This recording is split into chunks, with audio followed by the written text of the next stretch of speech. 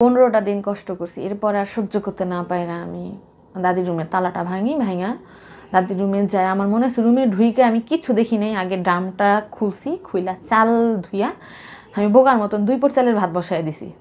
তখন গ্যাস ছিল মাদুরির সাইডটাতে, আওয়ামী লীগের সময় ছিল, 2015 সালের কথা এটা। 2 পট চালের ভাত বসায় দিছি, ভাতও রান্না করতে পারি না, কি রান্না করছি না করছি জানি না।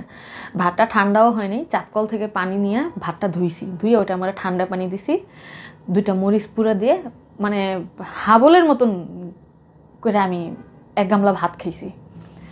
আমার ভাইয়ের জন্য আমার দাদিরা তরকারি দিত, আমার আব্বুর চাচিরা যারা ছিল তারা এক বাড়িতেই তো দিত, ওইটা দিয়ে খাইতো। পরে সবাই বলে বাজার সদাই কর, রান্না বাড়া কর।